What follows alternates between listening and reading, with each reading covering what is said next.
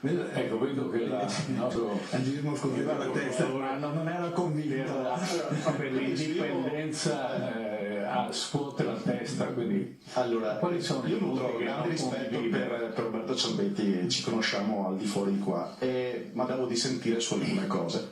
Allora, permesso che se uno ha ascoltato attentamente l'intervista di Giorgetti, non è una fake news, ha detto esattamente quello. No. Sì, però lui avrete l'autonomia, ma con un riferimento agli Olimpiadi di Cortina, che non fanno parte delle materie richieste come delega, e ha detto: se Regione Veneto e Lombardia vogliono quell'evento, dovranno far fronte con risorse proprie. Non c'entra nulla e niente con l'applicazione dell'articolo 116. se ascolta gli ultimi 3 minuti dell'intervista non è che l'originale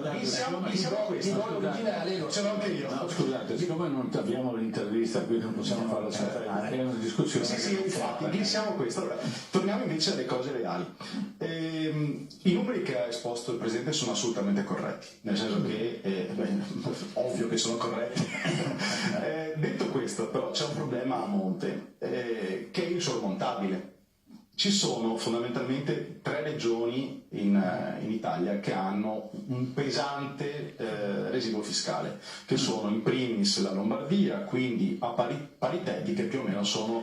il residuo fiscale cosa intende? Sono sostanzialmente quello che stava spiegando per adesso ossia il residuo oltre le tasse che tu paghi, cioè noi paghiamo 70 miliardi di tasse allo Stato, ne ritornano 50, 20 sono il residuo fiscale, cioè quello che vediamo in più perché non viene restituito. Allora, queste 3, chiamiamole Ferrari, oggi Lombardia, Veneto ed Emilia-Romagna. In realtà ci sono anche delle altre che hanno reso fiscale attivo, ma sono inezie rispetto a quello che fanno queste 3 regioni, in primis la Lombardia.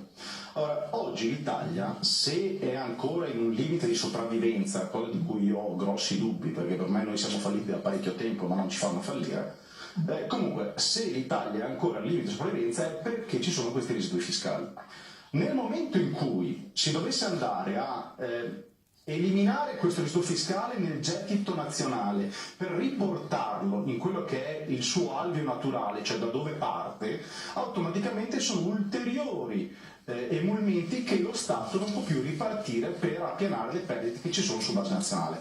Per cui è tecnicamente impossibile a livello matematico e economico che ci possa essere realmente questo sistema di autonomia, cosa che noi vorremmo chiaramente, anche perché, usando le parole che ha usato ieri il Presidente Zaia, ovvero sia l'Italia ha senso logico in ambito federalista, perché il federalismo è centripeto, mentre il centralismo è centrifugo e quindi distrugge quello che è il nucleo di uno Stato. E sono d'accordo anche su queste parole.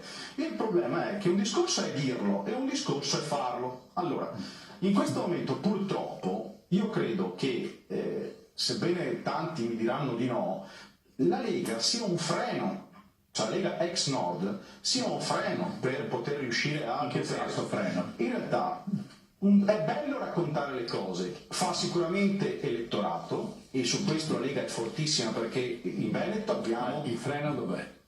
Il freno che in realtà a raccontarle ma non farle cambia parecchio. Allora, vuol dire che non è realizzabile secondo lei questo passaggio? Allora, a me piacerebbe vedere persone che stimo come il Presidente Ciambetti che onestamente, oltre al dirlo, alzassero un po' più i toni nei confronti in modo particolare di quello che ritengo oggi essere il freno principale, ovvero sia Salvini. Salvini, mi dispiace ma è così, Salvini in questo momento è in un governo che ieri ha stanziato tra sgravi fiscali e operatività tecniche 2 miliardi per la Sicilia. Allora, parliamoci chiaro. Ma però la mafia investe nel Veneto, dai. Sì, indubbio. Cerchiamo di capirci. Allora, siamo di fronte ad un governo nazionale che sta portando avanti... parliamo di uno su tutti, il reddito di nulla facenza.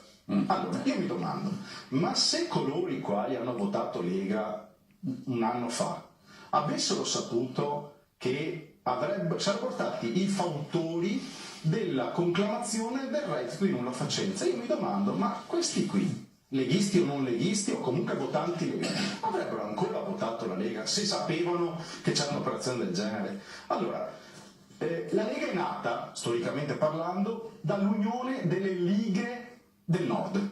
Sì. Bene, oggi di quello cosa è rimasto? Niente. O non potrebbe dirmi l'evoluzione della specie, io la vedo È involuzione. rimasta la nostalgia.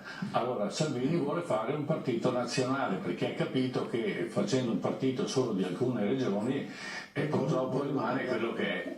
Cioè vuol dire che non avrà mai il potere di andare al governo. Oggi Salvini, cambiando rotta, non so se è positivo per il Veneto o per il Nord o è negativo, questo sta a voi stabilirlo e anche i nostri telespettatori, purtroppo deve cambiare diciamo linguaggio.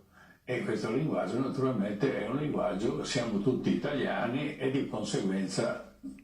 Presidente, cosa dice in questo senso? Dico che la Lega ha avuto un'evoluzione perché abbiamo visto in vari tentativi, sto parlando quello del 2006,